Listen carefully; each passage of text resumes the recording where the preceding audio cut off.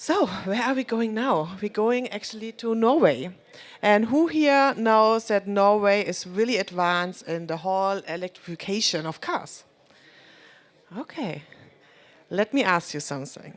How many cars do you think in Norway are electrified?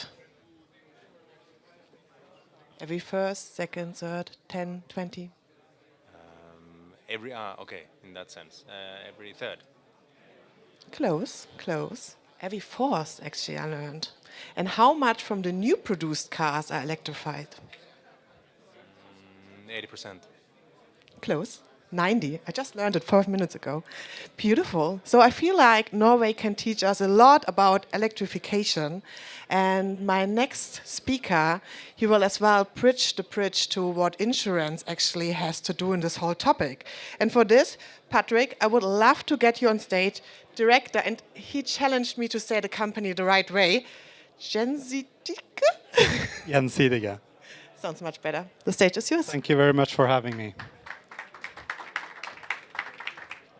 So my name is Patrick Durai. I work at Gjensidige, which is a leading Nordic insurance company.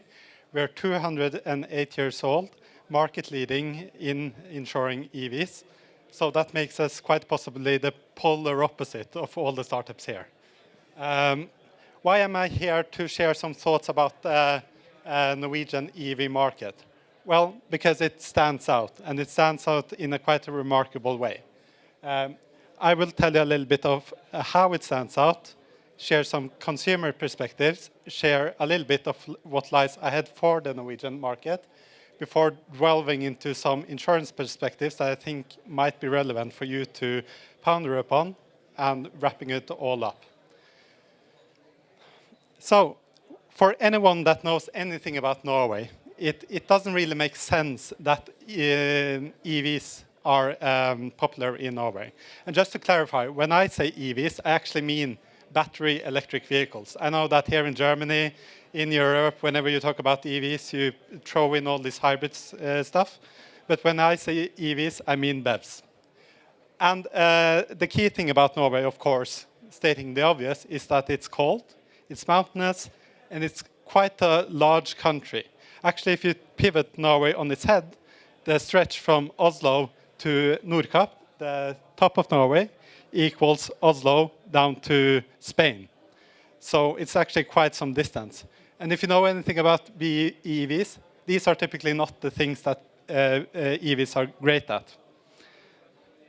At the same time, some of you might know that Norway was actually an early innovator when it came to EVs. We've actually had quite a number of EV startups. Most famously Think, which was acquired by Ford.